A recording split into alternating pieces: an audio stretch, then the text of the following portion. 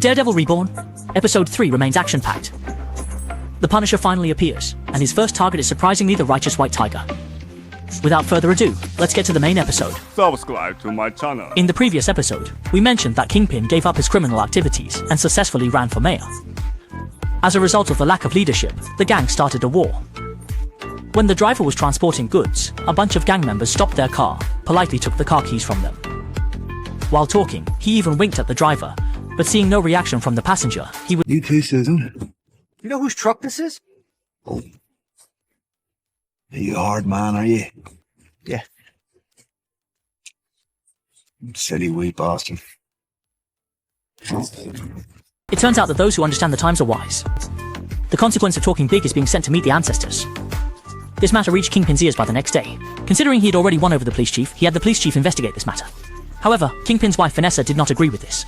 She never quite supported Kingpin giving up his role as a crime boss for the position of mayor. She believed Kingpin could manage both the criminal world and the legitimate world, achieving victory in both and eventually becoming the true emperor of New York. Kingpin was indifferent. Rats. Rats at the bottom of the barrel. Let them kill each other.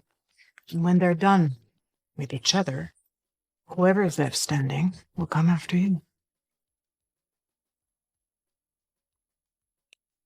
That world, that kind of violence, petty blood feuds.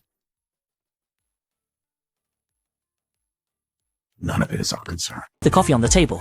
The scars on his hands were particularly vivid, suggesting he might not be as honest as he claimed. Even though he had set the tone for the matter, Vanessa thought it over and decided to intervene.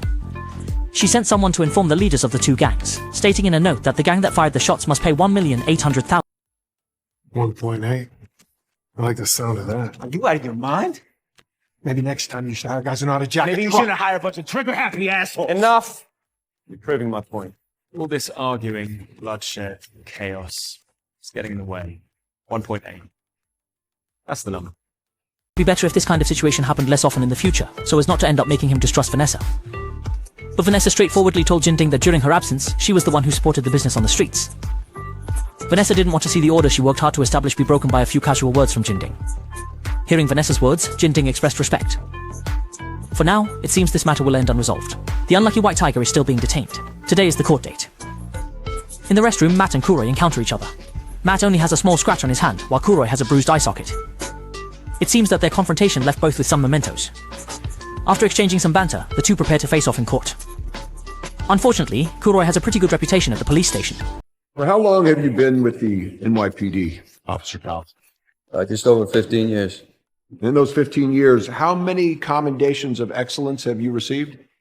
3. I got 1 for integrity and 2 for community service. Matt insisted that he had already identified himself that day, but White Tiger still attacked him. Without strong evidence, White Tiger would really be in trouble today. Fortunately, Matt rescued the witness. After explaining that White Tiger's statement was completely different from the corrupt cops, Matt revealed the existence of the witness and hoped the judge would allow the witness to testify. The judge agreed to Matt's request. Even so, the corrupt cop was not anxious about it, saying he had no idea who the witness was. It turned out that the corrupt cop also had accomplices outside the courtroom. And after the court recess, it was time to call the witness. On the way to the courthouse, Matt's companion noticed they were being followed. On a secluded path.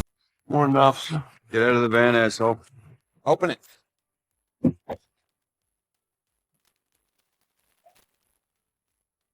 It turns out that his partner used the strategy of deceiving everyone, and accompanied by a colleague from the law firm, the witness arrived outside the court by taxi. Hearing— You've had a rough couple of years, huh? 18 months ago, I got pinched for dealing. I knew I shouldn't have done it, but I got a kid. Needed money. So, you're looking at a prison sentence. What happened with that case? It went away. Whenever there was any movement by the drug dealers, Matt would report the situation, which led to the meeting at the subway station that day. However, when Matt revealed this information and the witness was confirming the testimony, the witness nervously looked at the police officers below.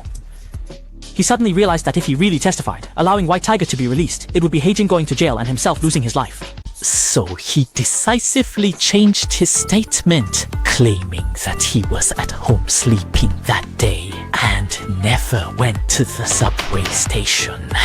No matter what Matt said, the witness remained silent, saying nothing. Obviously, the outcome of the case today was not good. Back at the law firm, a colleague told Matt that he had checked all the police witness records, and the witness's name wasn't there. Moreover, the corrupt cop always paid the witness in cash, leaving no trace of transfers between them. The only way now to keep White Tiger out of prison is to reveal his identity.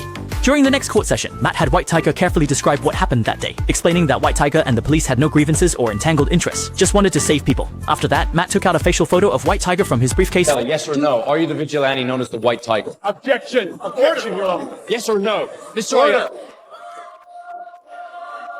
Order in my court! Both of you, in my chambers, now. Judging a suspect who killed a policeman is one thing, but judging a vigilante is completely different. Not only the judge, but even the White Tiger did not expect Matt to reveal his identity. After the hearing, Matt told the White Tiger that this was the only way to save him. The cost is that the White Tiger will never be able to wear. Being the White Tiger is more than just putting on a suit. It's who I am. It's a calling. I didn't choose it. It chose me. Might as well ask me to stop breathing. Matt and White Tiger can only pray that the subsequent hearings will be favorable to them. It turns out that White Tiger's reputation is quite good, with many people testifying that White Tiger stepped forward in times of crisis, saving many lives, not just ordinary citizens, but also many police officers. This is a police report filed by Officer Lucas Barlow. On the night of October 2nd at 2:38 a.m., I responded to an attempted burglary call. When I arrived, the suspect was hiding in an alley, and before I could draw my weapon, he attacked me without provocation. We fought, and then White Tiger appeared. One by one, looking at the police in the courtroom, Matt spoke directly. In fact, I think many of the people in this room would consider White Tiger to be an helpful. Considering so many witnesses and reports, Matt told the judge that White Tiger is a very kind and brave person. He would not attack the police for no reason. On the contrary, many times the White Tiger is an assistant to the police. However, the opposing lawyer argues that past actions do not necessarily mean anything. It is important to know that often, good and evil are just a thought away. Given the arguments from both sides, the judge temporarily adjourns the court to allow the jury to have a thorough discussion, after which he will have the jury. In the matter of the people versus Hector Ayala, on the count of murder in the first degree, the jury finds the defendant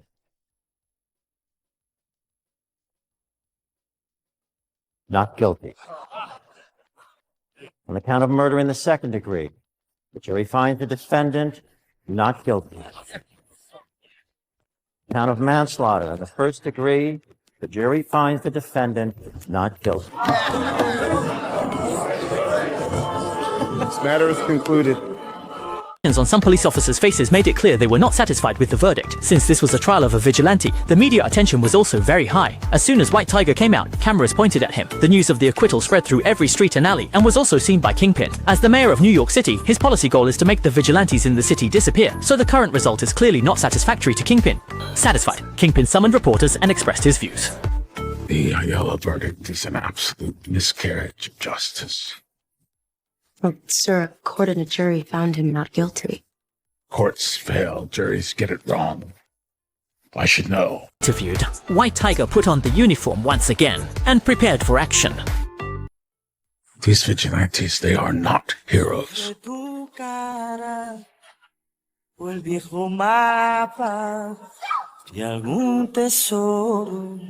I ran on a promise. And the acquittal of Hector Ayala demands that I keep it.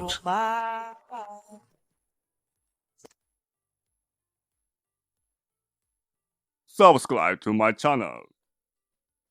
The rule of law must prevail.